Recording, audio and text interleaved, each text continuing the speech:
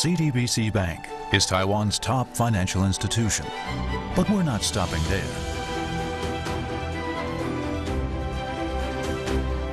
We're crafting an international brand and already have over 260 outlets in 14 countries. We are by your side, ready to embrace the future.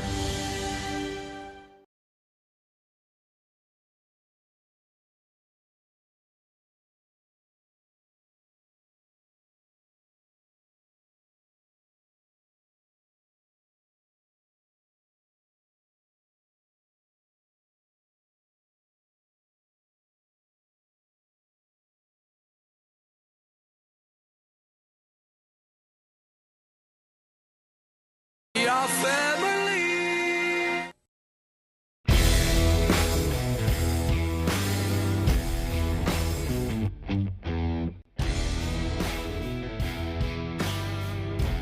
Paco waiting to try and get a gank off down in, or up at the top. Meanwhile, it's down in the bottom. Criscata rarely left on his own, but he might still be able to get a 1v2. Look at Blaze already going down on the last hit after the Moonlight Vigil.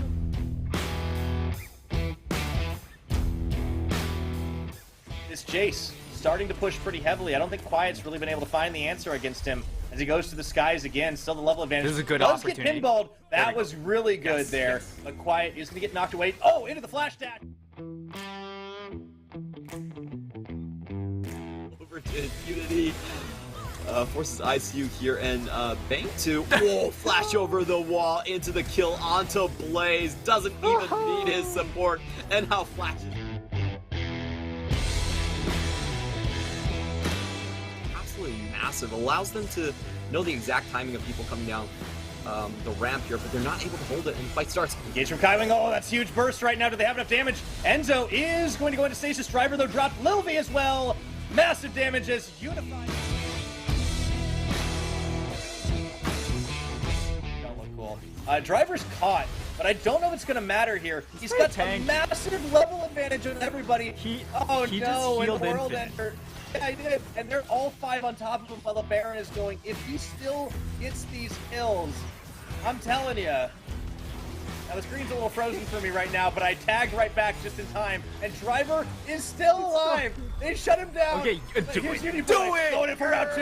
Deletes one. Goodbye, Clayx. Gonna try to find no, he Vilna. missed. I did miss the second, so unfortunately can't get that one. But he's gonna take down wait. Lazar. Looking for the quadra kill on his own 1v4. right now. Oh, E-Boy on to Shiramania. The flash, the triple. Go Will in. Kong Don't be the get in the scumbag way. and steal? Oh, they don't have CC. He's out.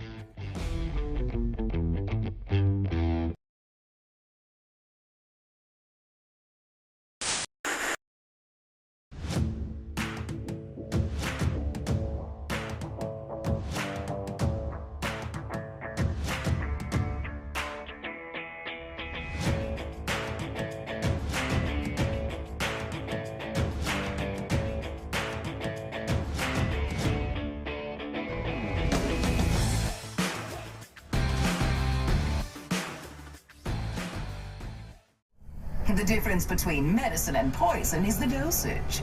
Allow me to demonstrate.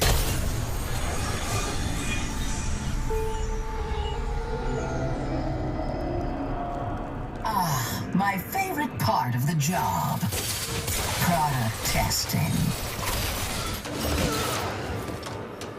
Oh, I love it.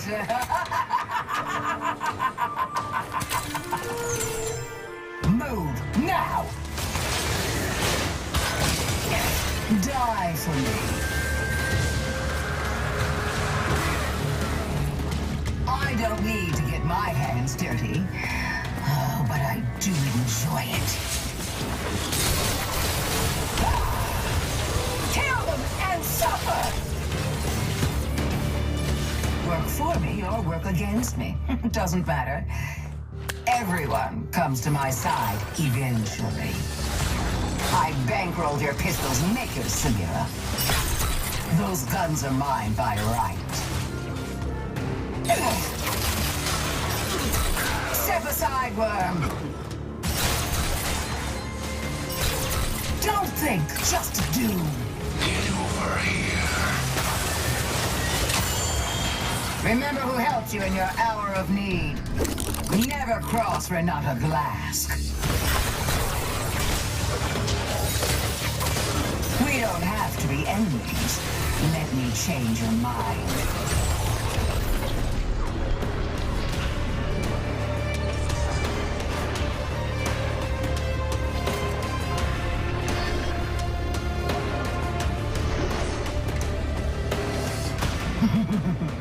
Progress. Competition is for the weak. I dominate.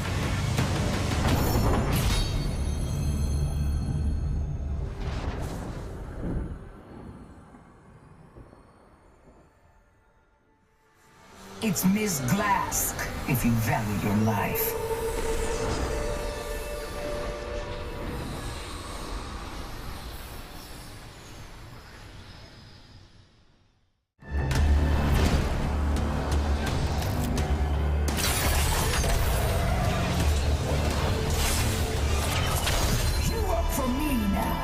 Renata Glask climbed her way from rags to Chemtech riches, becoming the most powerful Chem Baron in Zon.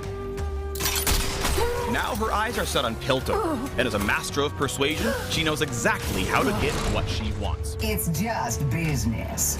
She's a proactive enchanter who weaves both sides of the battlefield to her command. But whose side is she really on? Her own, of course. I'll make you kill your loved ones is a more effective threat than any gun. Welcome to the Renata Glask Champion Spotlight. We don't have to be enemies. Let me change your mind. This boss is used to having the upper hand thanks to her passive Leverage. Her basic attacks apply a mark that deals bonus damage, which her allies can detonate, dealing even more damage. I'll make a killing off of this. Like any business deal, be sure to choose your targets wisely. Only one can be marked at a time. Her Q, Handshake, sends out a missile that damages and roots the first enemy hit. She can then recast the ability to nudge her competitor in the right direction, which is, of course, whatever direction she chooses. The Hapless Fool damages all enemies hit, and if she throws a champion, those enemies are also stunned. I said jump! Put her there! Renata Glask's always willing to lend a hand so long as there's interest. Bailout buffs an ally with increased attack speed and movement speed toward enemies. You're welcome. Allies who manage to kill an enemy during the buff will reset its duration. High-class Chemtech. If her investment would die while buffed, Bailout grants her ally a fresh, full health bar that quickly decays before finally dying. However, allies that get kills or assists in this decaying state heal and stop the decay, saving their life. This health bar reset won't interrupt channels or abilities, as they don't die just yet, so teammates at death's door can take full advantage of Renata Glask's incentives. Remember who helped you in your hour of need. With her E loyalty program, Renata Glask fires a missile that detonates at the end of its path, damaging and slowing all enemies encountered. Your values dropped. Similarly, allies affected by this missile receive a shield, Better sign up. This deal won't last forever. I'm a giver. With her ultimate, Hostile Takeover, Renata Glask sends out a cloud of toxic chemicals. Enemies caught in the fumes succumb to her influence and go berserk. While berserk, their attack speed increases and they'll attack the closest target, starting with their own teammates. Don't think, just do. If other enemies aren't around, they'll go up the chain of command, starting with Renata Glask's allies and ending with herself. Everybody wants to be my enemy. In the early game, Renata Glask should rely on leverage to punish poor positioning and help her lane partner, win trades. Make them pay. Create opportunities for kills with slows, roots, and pulls that dominate the market. If you chain your CC, you'll win the fight before it's even begun. Ready to take control. Teammates need a bailout? No problem. Rescue your assets at the right time and you can always turn a fight around. A worthy investment. But stay away from risky investments. For what Renata Glask boasts in Engage, she lacks in mobility and escapes.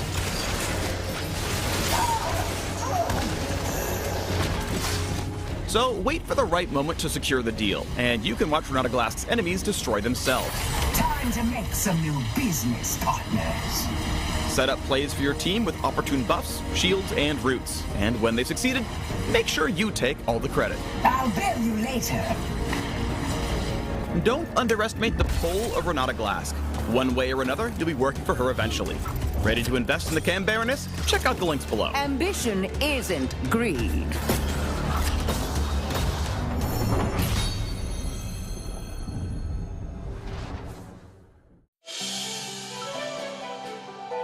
CTBC Bank is Taiwan's top financial institution, but we're not stopping there.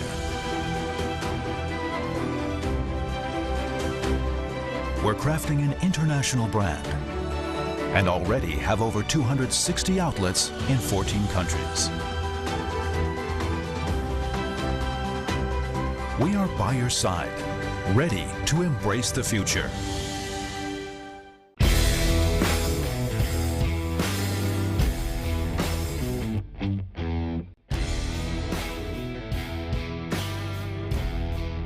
Waiting to try and get a gank off down in, or up at the top. Meanwhile, it's down in the bottom. Criscata rarely left on his own, but he might still be able to get a 1v2. Look at Blaze already going down on the last hit after the Moonlight Vigil.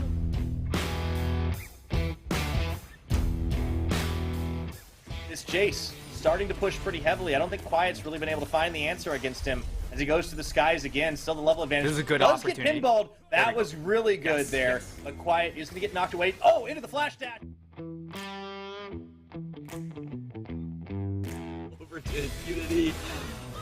Forces ICU here, and Bank 2. Whoa, flash over the wall into the kill onto Blaze. Doesn't even need his support. And how flashes.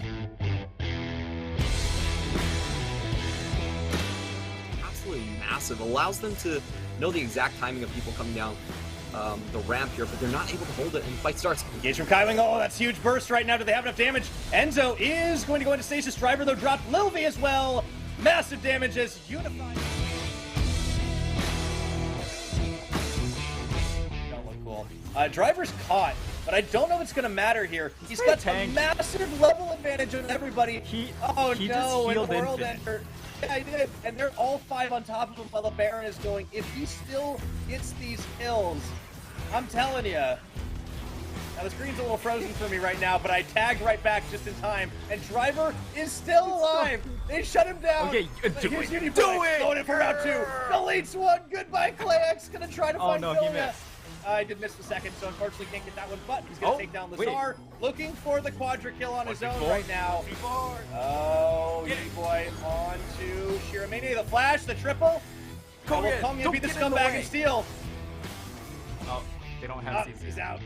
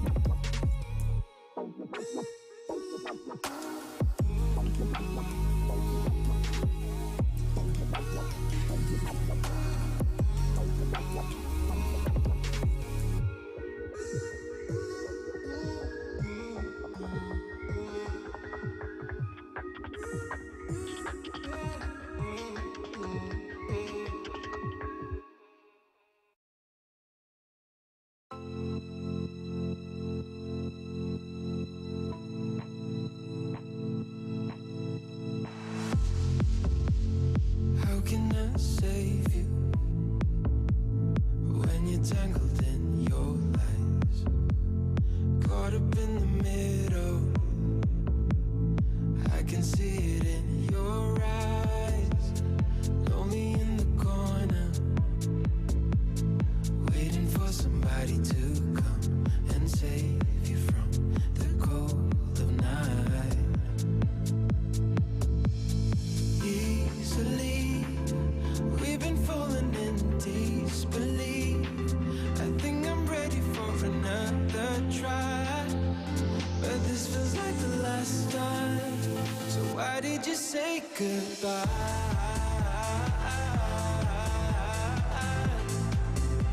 It's better to say goodbye.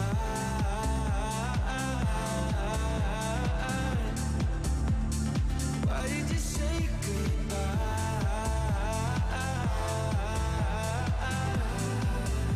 It's better to say goodbye.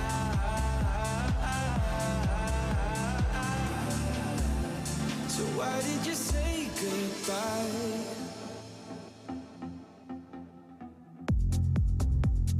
Quiet like the ocean, with the rumble running deep. This is how I see you, when you hide your feels from me. Why you heavy-hearted? Cut the silence, talk to me. Release your mind, get what you need. Easily, we've been falling in disbelief. I think I'm ready for another try, but this feels like the last time. So why did you say goodbye?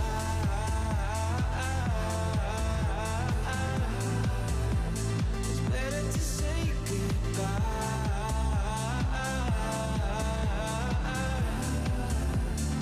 Why did you say goodbye?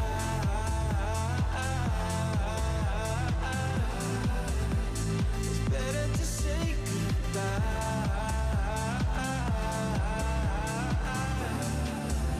So why did you say goodbye?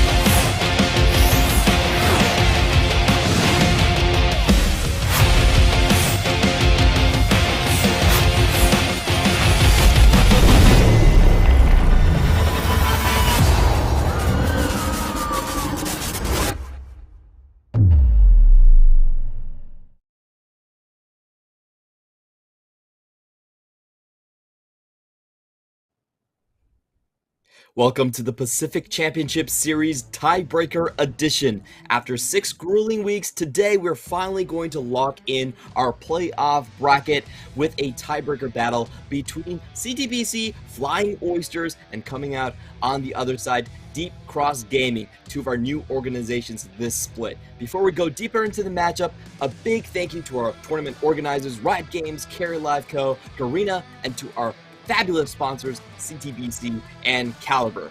Now, Frank, it's been a long time coming, but today it is finally the last day, the last cast to bring it all home. What do you see coming out of this tiebreaker between the Flying Oysters and the Deep Cross Gaming, two of our J-Team clones?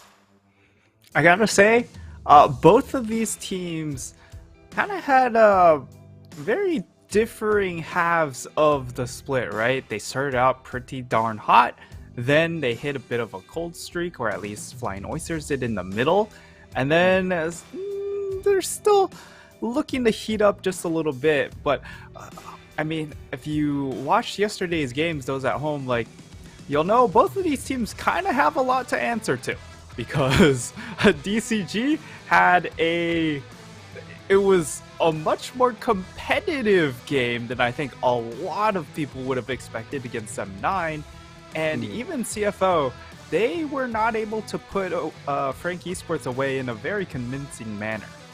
True, the games were a little bit muddied, but we're going to be taking a look at our playoff brackets. The winner of today will face up against MFT in M2, that slot over there, played on April 1st. And if you look at the bracket overall, today's win is absolutely massive here. Not only would you get a lower seeded opponent, you also get to dodge out on PSG on the top side of that bracket. Yeah, I think that's the most important one. Even though J-Team are looking strong, very strong, the issue is, like, PSG is just kind of in a tier of its own, so you want to dodge that half of the bracket if possible. And I mean, the other thing is you take on BYG, and BYG aren't exactly slouches either, as they've been able to do damage against some of these top teams as well. Yeah, even though MFT did beat Beyond Gaming 2-0, I feel like most people would still rate Beyond Gaming as the slightly more dangerous team over there. Very interesting give and take this time around, but as you mentioned, I honestly just see the biggest winner as dodging PSG. 16-2, clearly our best team across the entire regular season. And to take a general look at our bracket, this time around, starting from 2022, we do have full best of 5s. No more of those COVID restrictions cutting down our games. We could have a maximum of 60 games in the postseason for your enjoyment. That would be really, really fun. A whole lot of games, but also just a whole lot of games to be able to learn about these teams as we head into MSI, of course, for our Spring Split champion. And I'm really excited because, like, we broke it down during the regular split. The top 5 is very, very competitive, and you could see different angles for all of these teams to be successful to come out as Spring Split champs. For sure. It might seem like PSG are leading the pack, but CTPC, the J-Team clones, and Beyond Gaming, they all have a shot at this. They are going to be running with Shun today in their bottom lane. No surprises there. This seems to be their go-to, and frankly, what passes the eye test. It does seem to be their best roster now. Yeah, Shun just brings it feels like a little bit more of a laning edge when it comes to the early game. And if you look at this team, they still have concerns with shot calling, but the shot calling issues didn't really go away with Atlan in the roster anyways, so I think it does make a lot of sense to just have a little bit more oomph in that bottom lane during the lane phase, because this team, you know, up in the top side, they are laning monsters as well. So if you just have 3 lanes that just smash the other side, it makes for a very convincing argument to not need to do a whole lot during the early game. On the other hand, Deep Cross Gaming, your familiar faces, Leaky, Hana, Nesty, Kriskata, and Woody. This team is known for basically running 2 supports here, with Nesty only dealing 17% of the team's damage from the mid lane role. I feel like that's going to be a big question coming into this matchup as well, is what will Nesty play? He's been able to get away with a lot of creative stuff, but as the split has been winding down, it does seem like his creativity is facing a very difficult wall of just raw meta picks, I would call it. Yeah, he is faltering a little bit during the lane phase, and I almost feel like he's also running out of ideas of just what to bring out in the mid lane that is actually viable. Yesterday, he did bring out the mid lane Kai'Sa, but honestly, it wasn't super convincing.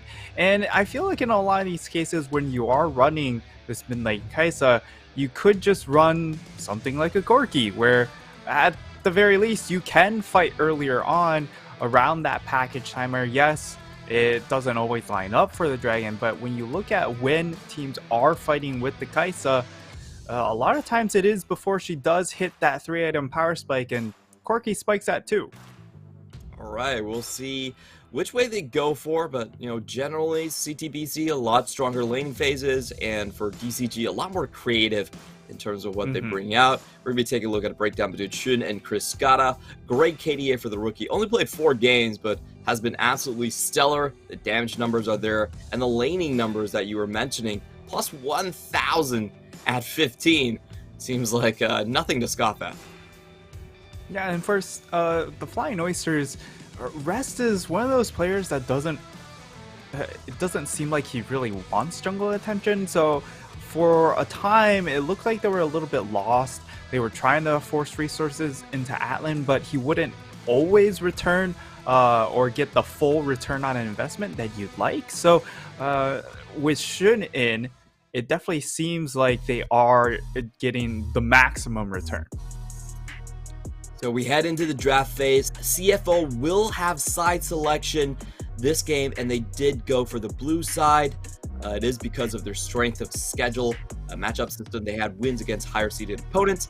Going straight into the bans, Galio, definitely the big one here. Both of these mid laners recently, that has been their most played. On the other side, DCG, very banned, no surprises, but Syndra, one of Mission's best early laning champions, taken off the board. Yeah, the Syndra pick makes a lot of sense, and then they also toss in the Orianna. So honestly, it could just be a first pick Rise here, but no, it looks like they are hovering the Lee Sin, and that'll get locked in. So for the side of DCG, it means that they have the Rise offered up to them if they want to go for that pick. Of course, Nesty, that is probably his strongest laning into roaming champion that is offered to him, and they'll also go ahead lock in the Xayah pick. So deciding to snag away the Xayah before the CFO, of course, Shun has pretty much or almost exclusively played Xayah for this squad, and it will be the Xayah Rakan. Very interesting here. We usually don't see Rakan as high of a priority as Xayah in this patch, but looks like DCG are trying to go for a very strong laning phase. On the other hand, CFO recently has been playing a lot of Victor coming in from Mission. They do like to play it in a 4-1 type of composition, but they are on the blue side, so I'm a little bit worried about where this is going to go. This is a very similar draft to what we saw yesterday, where they basically played the same 3 champions, plus the Grave split pushing top lane. Yeah, and I would certainly say that Jinx is going to get locked in here. So the big question for DCG is, what do they go ahead lock in for this third pick? Do they go for something like a jungle pick here, or do they go for the counter pick mid, since they already know what the mid matchup is? Okay, a very fast Ahri lock in, and this will be, I mean, Nesty taking the Ahri pick, so certainly a lot more mechanical demands coming from this champion than what he's played up in the past, and in a very mechanical matchup, this should be very I want to say it's could be exciting to watch, but I feel like Mission is just going to kind of show what he did against Pretender yesterday, where he kind of just raffle stomped the lane. That certainly did happen. Was not pretty to see on the other side. For DCG, they're banning away Jace and the Tom Kench, so it does feel like DCG are very much set on getting these fights in early and getting them at close range with their Rakan and Ahri. On the other side for CFO, there's still a jungle and a top laner open. It feels almost fruitless banning out Leaky just because he plays so many champions, but they will still give it a try in taking away the Tryndamere plus Viviego.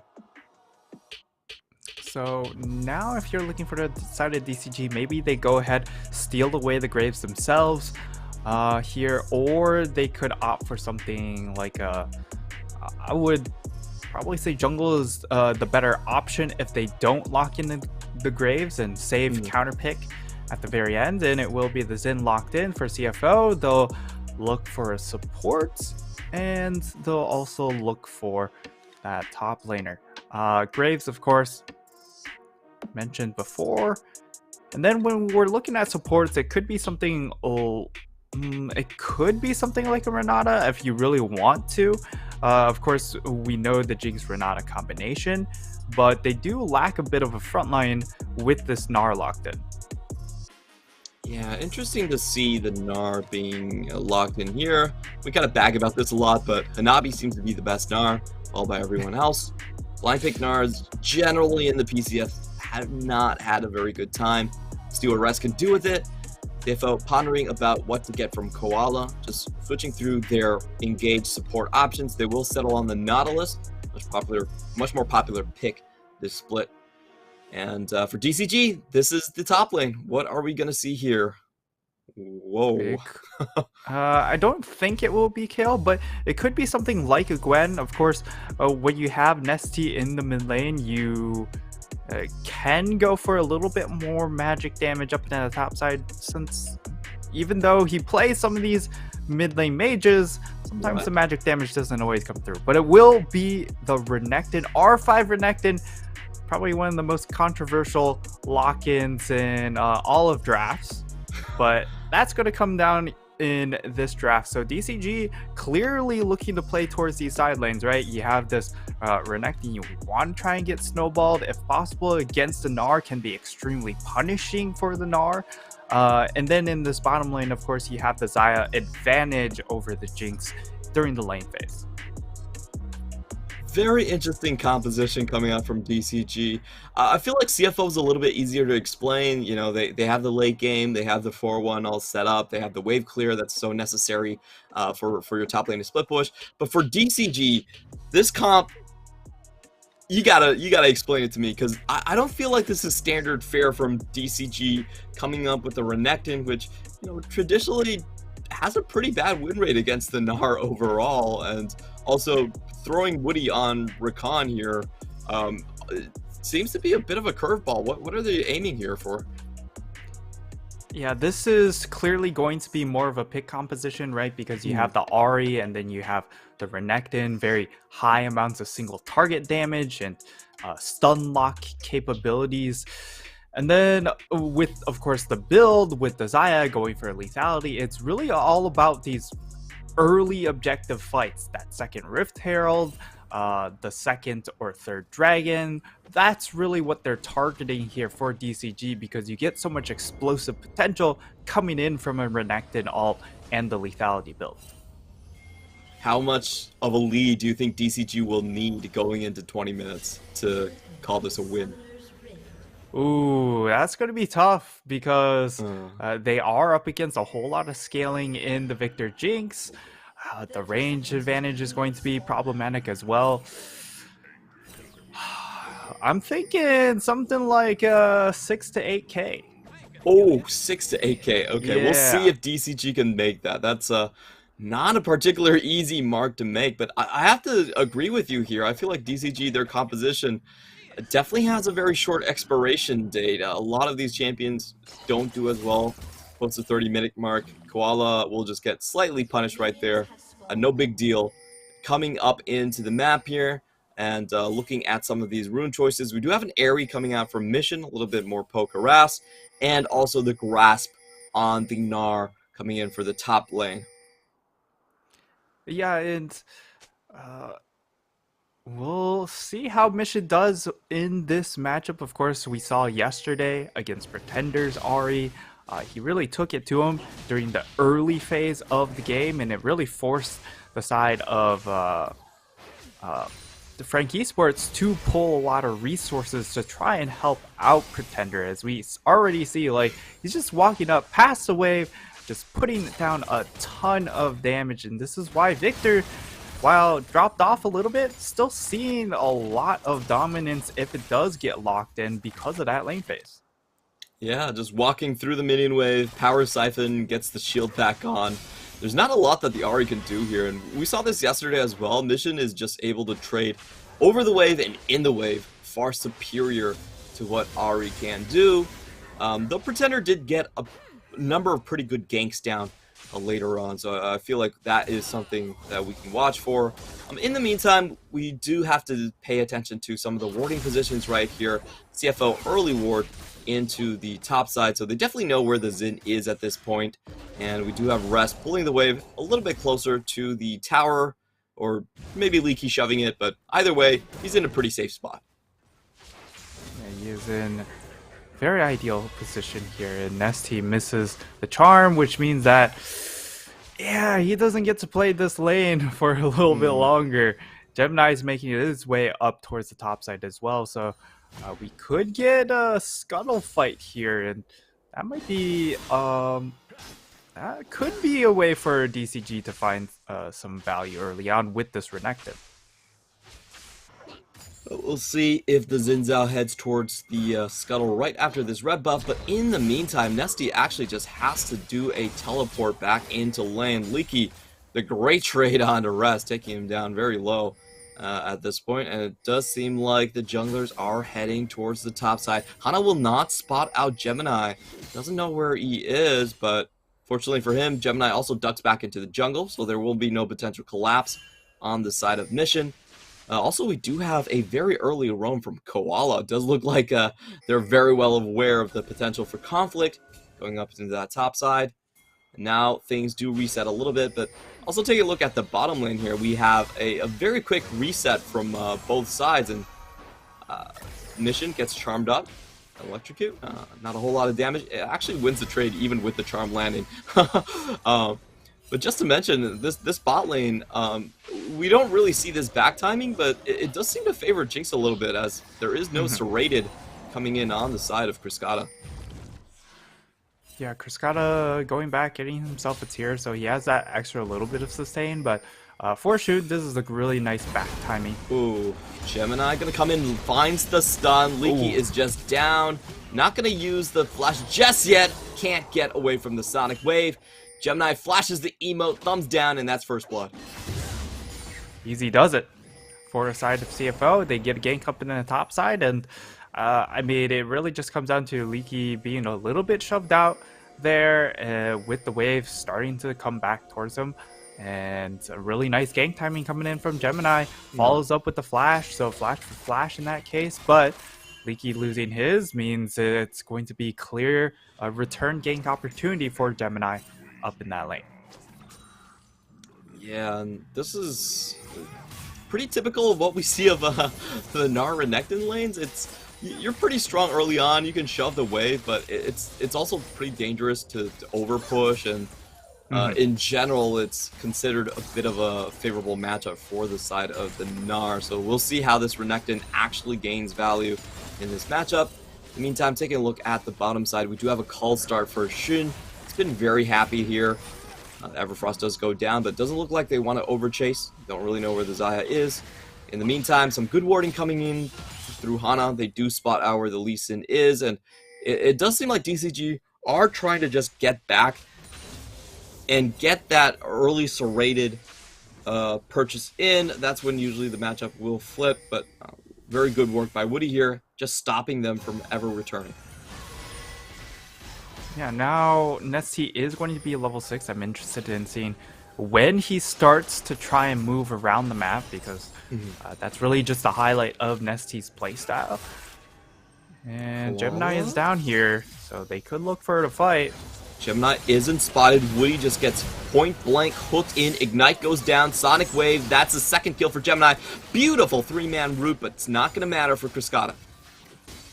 Yeah, really nice setup coming in from CFO. Of course, they knew, or they didn't know that Hana was up in the top side, but with no jungler on their half of the map, DCG get picked off, and it's really, really easy for CFO to just capitalize and turn that into a dragon. So they'll go ahead, get themselves an early dragon. That's going to be incredibly helpful because, again, if you get the first dragon, it does allow you to give up that second or third dragon here. As DCG, of course, do have a bit of a stronger mid-game composition, so it gives them that out to delay and stall for time if they need to. Yeah, it's definitely a get out of contact card whenever you need it.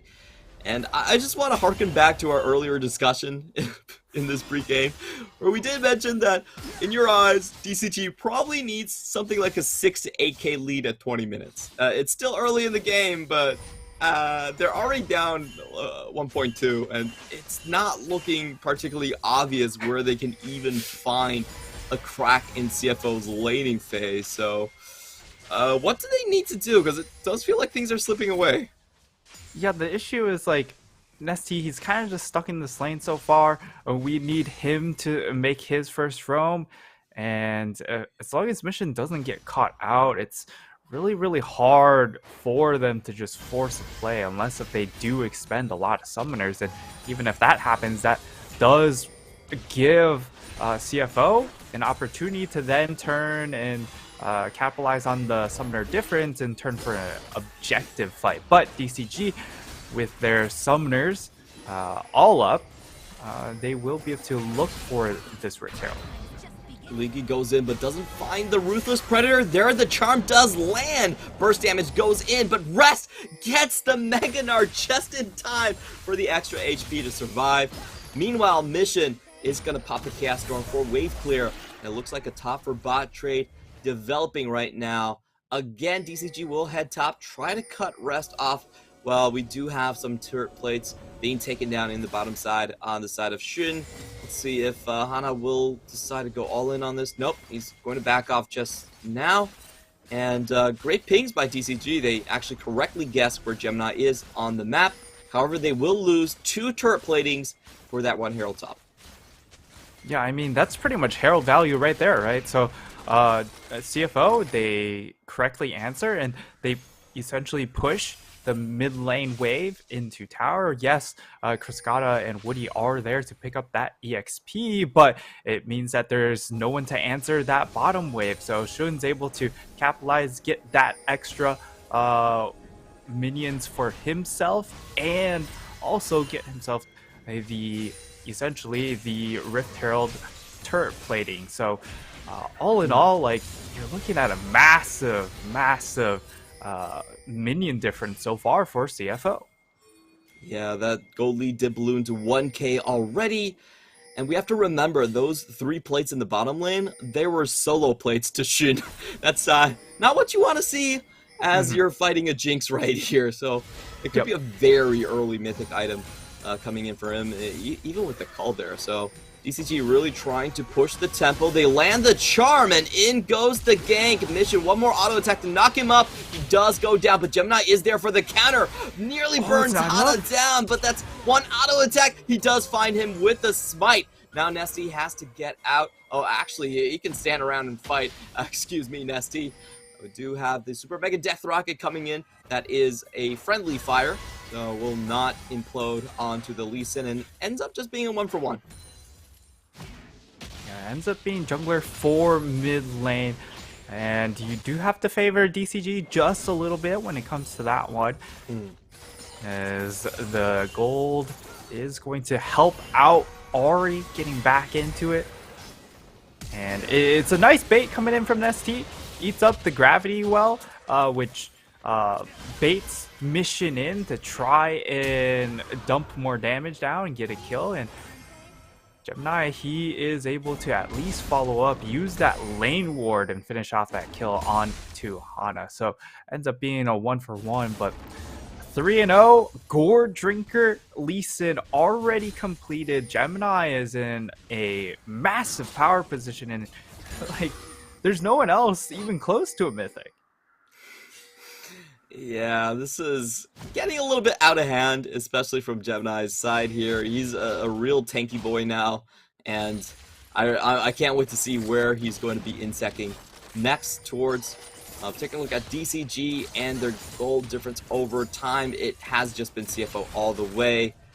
And, you know, we are closing in on the 15-minute mark. That's where we kind of had the cutoff for the early game.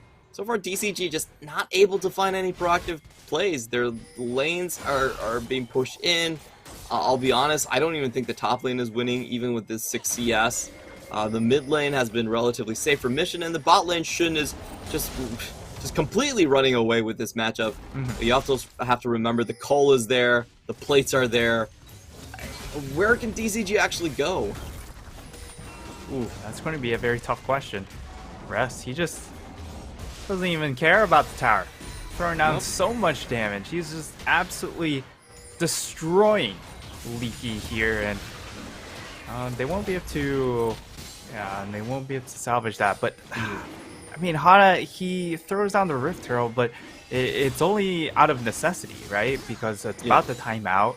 12:40. It only lasts for 4 minutes, so it was about to expire, and okay, that would have been really bad if that Rocket somehow stole that one. But will be Mountain Soul on the table, and I mean, that really just benefits CFO if they're able to get 1 or 2 Mountain Dragons. The extra durability just makes them so much harder to pick off against this pretty much exclusive pick comp. Yeah, it's not a lot of huge damage. Gemini does find Ahri, forces out the Spirit Rush, and takes Nesty down to half HP. But in comes Big the shutdown. Avenger squad. 600 gold over to Nesty. Beautiful stuff from Woody. Just caught Gemini overcommitting to that one. Gemini got a little bit too curious for that kill onto Nesty, and Woody Hana, they make their way over very, very quickly. It didn't seem like Gemini understood that they were coming as well, so he ends up giving over a pretty hefty shutdown, which really evens things up for this mid lane quite a bit for Nesty. Gets him a lot closer to that Mythic. Of course, Victor already completing his, not going for any curveball Mythics. It's just going to be Ludens to give massive amounts of burst damage, and it feels like if Nesty doesn't have anyone to help him out, Mission can just so easily 1v1 him with this Ludens completed.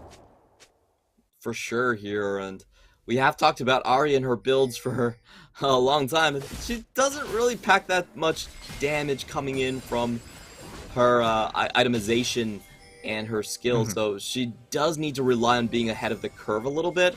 So that 600 gold is absolutely massive. Thank you very much, Gemini, for keeping this tiebreaker a lot closer than it probably would have been. We do have DCG coming in for the next Herald, a full 5-man rotation this time, and Shun will be joining. So we do have the setup for a 5v5. CFO are going to leash the Herald just first.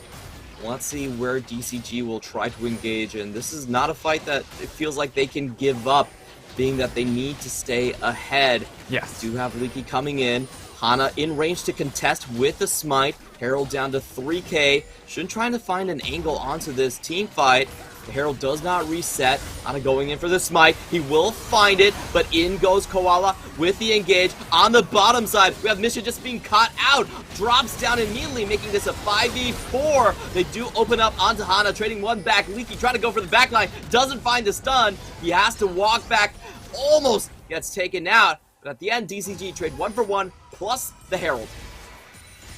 DCG, this is kind of what we highlighted for their composition, right? They need to find either the second Herald fight or the second or third Dragon fight. They find it at the second Herald with that level 11 spike coming in from the Renekton. So much extra HP coming in from that ultimate, and they're able to get one kill along with the Rift Herald. So I mean, we'll see the replay. It really is just Mission not playing with his team. coming in on the side flank, and DCG just immediately collapse, and there's really nothing to help Mission out in that situation. Like, you can see he's just so split off from the rest of the squad. He walks in, such an easy charm. Yep. And from there, like, they just keep going forward. Unfortunately, I think we'll get another more. fight here. Hana charging in. Everfrost lands onto Mission once more, and they get 2 kills down. So Nesty out of nowhere, suddenly in the lead. And this is kind of where we're a little bit more critical about CFO, right? Where even when they are winning, sometimes a lot of these mid games are just really confusing because they aren't looking to make plays on the map. And now DCG making a case that while it might not be the 6 to 8k gold lead that we would like to see at the 20-minute mark, they are starting to eke out an advantage, which, you know, is a positive momentum here. Is it will be a 3v3 in the replay, and it's just really nice lockdown coming in from Nesty on this Ahri pick. And this is kind of the utility style champion that really does fit Nesty. I'll be honest, I have no idea why CFO would choose to engage right there. That just seems... That just seems like a terrible miscalculation on their part. They instantly regret it, get blown up by DCG, and even if they take the Drake, DCG might end up with the better trade right here. Straight Herald into the mid lane. CFO have to walk through this narrow choke to get to their own base, and DCG will make them pay for it. It's going to be another Herald charge down here. CFO get baited out of their own base into losing 2 towers. Nesty goes in, doesn't land the Everfrost or the Charm. But we still could be seeing some engage here. Gemini needs to have a good insect for this to actually go off, and they do not have the angle for it. Whew, okay. This mid game really starting to explode here for the side of DCG, and a bit more of an implosion coming in from CFO. They target, hey, we want to go and play around this dragon, but they didn't have that mid wave set up. So DCG, they're like, well, we have minions here. We can just throw down this Rift Herald. We already took the tier 1 tower, so it's not going to take a whole lot more effort to break the tier 2 and even that tier 3. So they just essentially go, well, we'll just go kind of a Nexus for a dragon sort of trade, and they, I gotta say, won out massively. Yeah, that was such a weird trade, because the last thing you want to give DCG is immediate gold. Hana does spot this out with the Scryer. Really nicely done here.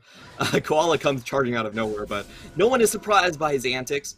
They just all walk away. It's just, I'll be honest, I don't think that was the correct trade for CFO. They have the scaling on their side, so like Drake or not, I feel like the immediate gold is a lot more damaging to what they're trying to accomplish. Yeah, anytime you offer DCG the opportunities to snowball with this composition, it makes a whole lot of sense for them to actually go and do that. And now, 3-man squad walking up to this tower.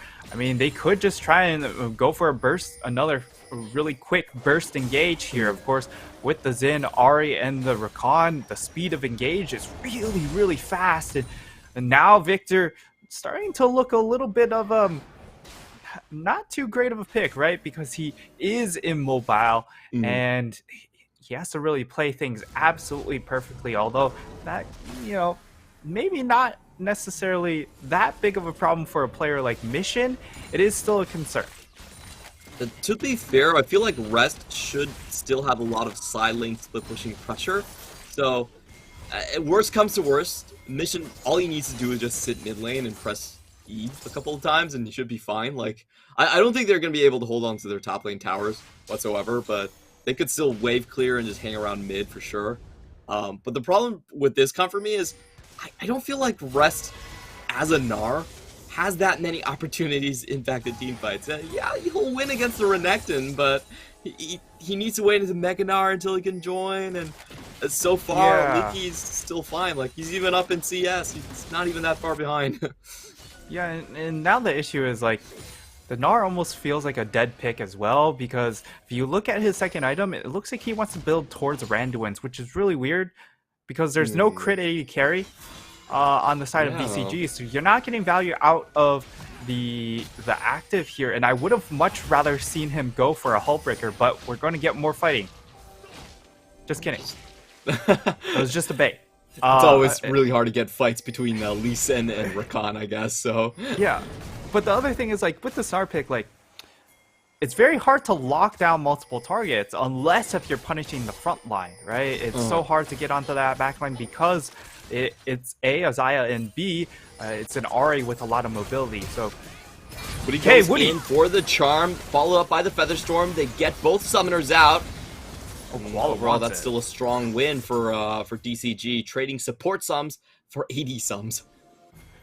Yeah, and I would also say the ult exchange coming in by losing Koala's ultimate, that's a lot of their pick potential gone to try and find a good pick here in Mission.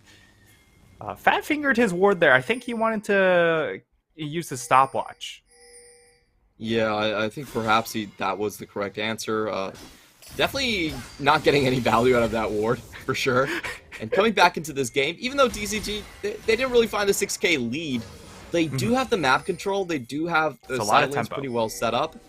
And for CFO, their only winning point on the map actually ends up being Shun, which is probably not what they were angling for coming into this draft. Yeah, and you look at the next item coming in from Mission, it's Zanya, so very defensive approach here. So he is going to be relatively strong for this next fight because he is going to have that extra stasis, but for the most part, the initial positioning has been a little bit sus from him. So the stopwatch, while it could buy time for the rest of his team to collapse, a lot of the earlier times he's been picked off, even with the extra stasis, he probably would have been dead anyways afterwards. So that will be really imperative to watch for in this next team fight. But CFO, I mean DCG, they get themselves a second dragon. At least the Dragon Soul isn't going to be a big problem for CFO here. And Nesty actually runs into the hook. Never mind, there is no follow-up. Waiting for a potential depth charge, but the rest of the members weren't close enough there. And we go back into a phase of DCG starting to control a lot of these side lanes. They've done a great job at just keeping Rest down and not letting him become a split push threat. It does seem like CFO are shifting gears here. We saw a very similar draft yesterday. It was a pure 4-1 comp, but with the Gnar going Randuin's, like you mentioned, it does seem like this is more of a just protect the Shin and we got late game boys. So, it's props to them that their composition does allow them to play with multiple outs. But it does seem like things are going off a little bit out of plan. In the meantime, Nesty will be going for that Horizon focus. A lot of damage if he can land those immobilizing effects. Now they're just going into the enemy jungle very confidently. This will be a straight up 4v4. And in this setup, CFO, they don't really have a tank. Yeah, this was one of the issues, right? Rounding out that draft was, hey, they don't have a clear frontline champion. So they end up locking in the Nautilus for Koala, but at the same time, Koala hasn't necessarily looked that great when it comes to primary engaged supports. So when he's forced to be the clear initiator, he has looked a little bit all over the place. And Gemini, he could get picked off here. It will be junglers saying hello to each other. But now Hana, I mean, it was a 3-0 start for Gemini, but at this time, Hana has a 1-level lead. Yeah, and his itemizations, I think, are a lot more useful in team fights as well. Going for the more standard stuff here. Well, on the other side, we do see some good poke in from Mission.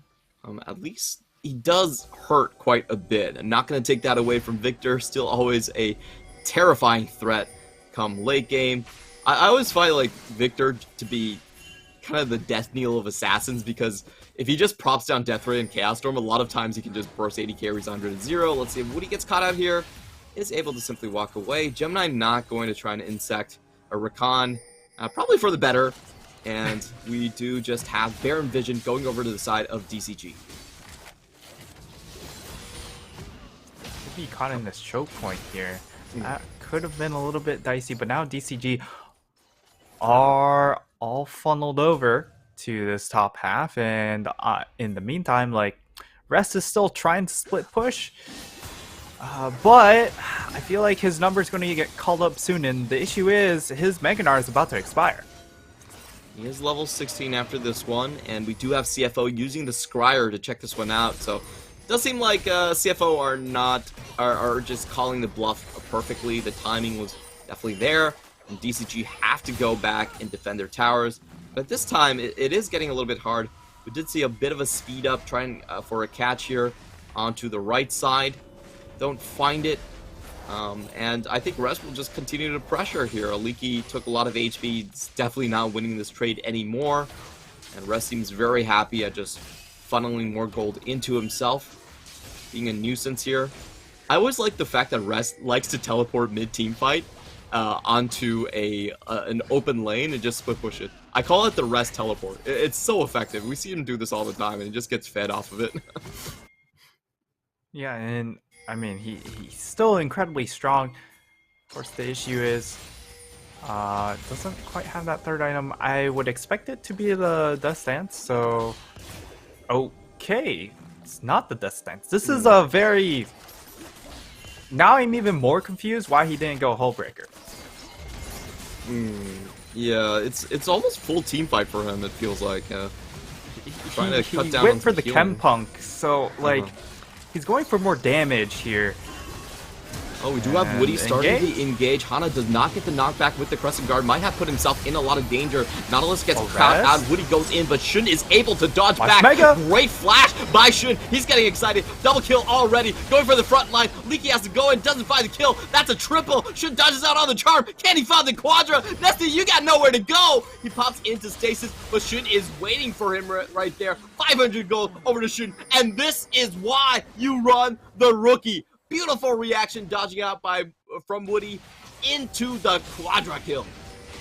Oh my lord! Should fresh place, fresh kid on the block, upping his result over Cascada, which you would say would be the rookie of the split, but Shun, even though unfortunately he hasn't had as many games and probably won't qualify for rookie of the split, really showing him up in these fights as Shun. We get to see the replay on those fast fingers here. Hana, he goes in, and honestly it's not a bad engage. The issue is people just aren't there to follow up, and then we get to see the Mega Gnar timing come right here, and he gets a two-man pin, and that really just that just spelled the end for the side of DCG. It was already looking a little bit ugly at the start of that, but after that pin, it's firmly in CFO's control. Although Rest does survive for quite a long time here. Can Hana find the kill? 700 shutdown does go down. Charm lands onto Gemini, but he's able to walk out. Ooh, Shin with the long-range snipe, getting across the wall. Gemini stays alive, and he's going for more. One last crit onto Woody. Goodbye, DCG. Welcome to Shin's age right here. The babyface killer. Just kind of wrecking through DCG, and this could just be the game. It's 28 seconds on the respawns. Cascada has to be super careful here. One hook, and that would be Tiebreaker over to CFO. Cascada is keeping in a defensive formation. He's trying to wave clear, but Mission does find a death ray onto him. Leaky has to use the Dominus early just to stay alive, but Gemini, he gets alive too. It's going to be a 4v2 defend for just a couple of seconds, but CFO, they're going to call it quits here. They've got what they came for. Another beautiful skirmish from the rookie.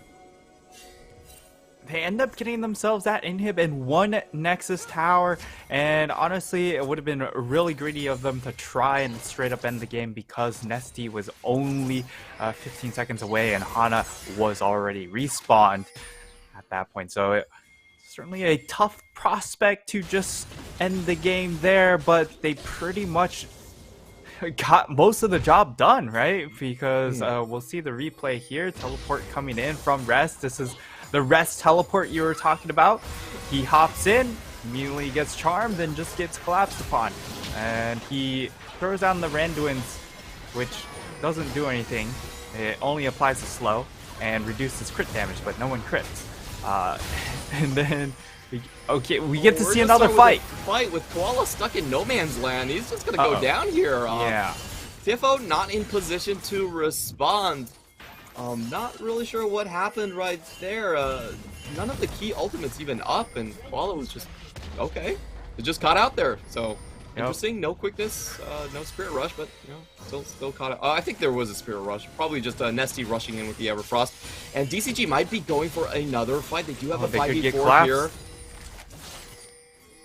But not going to find the engage. Rest is the next target. He gets charmed up. Everyone flying towards Rest, and I think I've seen this a couple of times already. Ooh, Rest just manages to dodge out from the Wind Becomes Lightning. That was interesting. It definitely seemed like it landed there, but probably not enough to get the kill.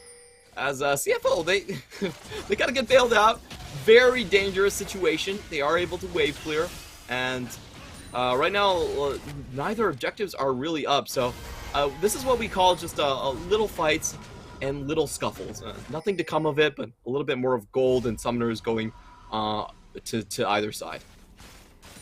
Yeah, and here, like, we're seeing DCG with a little bit of their speed of engage, being able to keep them in the game, being able to start things off very quickly with a quick dash. Perhaps even a flash from Nesty into the Everfrost, into the Charm. A lot of pick power, and then the follow-up coming in from someone like Woody with that Recon ultimate makes things very, very hard to escape. So DCG with their playmaking have been able to keep things competitive, but unfortunately still yet to shut down Shun. So swinging on 1,000 gold, if they are able to kill him, that would increase their chances greatly, but their composition again starting to tick down a little bit. The only person who really does scale is going to be the Ahri with the extra true damage scaling. That will be a factor, but at the same time, lethality is going to start slowing down here against some of these armored up targets like Mission and Gemini, who already have their armor items completed. For sure, it's definitely a tough task. And Shun does have 4 completed items as a Jinx. He is an absolute terror right now. So if they do find a catch, they have to go onto the Jinx. Hold the flank, we have the flank teleport, trying to cut off the path of Shun, but CFO are still very much grouped up. Hana goes in for the knockback, doesn't find it on the target. Great kick onto Gemini, plus the depth charge slows the entire offense out, and Leaky is just caught in the middle of nowhere here. He goes down, we see Shun getting excited, Super Mega Death Rocket goes in, Rest finds a 2-man stun in the front line, Nesty is also down. That's gonna be a full wipe here by CFO. They don't lose any members whatsoever. Great engage, great kiting. Hana, next one to fall. Woody, only one alive, and the base is wide open. CFO are going to march on. Woody, you're not fooling anyone. I'm sorry. Rest gets revenge on his support, and that will be CFO closing down the Nexus and locking in that 3rd seed, dodging out on the PSG half of the bracket. Do have the Rest Magi's coming out as well, and CFO, they are so damn happy. Everyone's happy outside of Shun. Shun just like, another day at the office, you know. I'm an assassin. I feel absolutely no emotions here. Beautiful game from the rookie here. And honestly, this was a game that was a little bit dicey for CFO. We saw a strong early lane start into just multiple picks onto Mission and then onto the Nautilus. But throughout all of that, they didn't find Shun. Shun was the VIP there, and they didn't put him down. Absolutely. Shun, I mean, he is most certainly the runaway MVP of this game here. And, man, I really wish we got to see Shun earlier, right? Of course, they didn't add him until in the middle of the split, so it was actually impossible for him to start earlier, but Man, this could have been the amount of growth we could have seen. I mean, we've already seen him really hit the ground running. Really, really impressive from this kid. Yeah, I feel like he's a big part of why CFO was actually relevant in the second half of the season here. You have to remember, they were so strong in the early start, but then they couldn't even win against a playoff team for 4 or 5 games until they defeated PSG and found back their footing. So we are going to be taking a look at the last team fight right here. There's so many cool things to point out.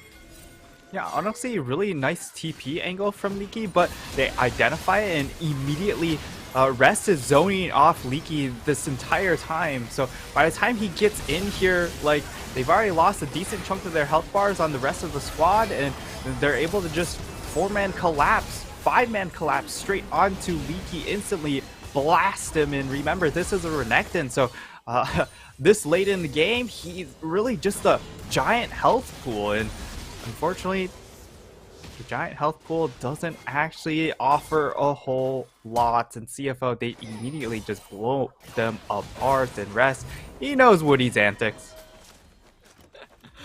Rest has tried that play before in Pro, so he definitely understands what you can do with the flash right there. So many good engages there, but at the end, I feel like both of Hana's critical engages on the Zinzao did not work out. Like, he wanted the clean Audacious Charge knockback into the ramp, but Mission kind of sidestepped that, didn't go as planned, and then you get that beautiful Gemini kick into the, I think it was a 3-man knockup onto the ramp, which slowed everything, and Leaky was just like, well, help! Help! I'm getting surrounded! I wanted to do this around, but I'm the one getting surrounded here, so...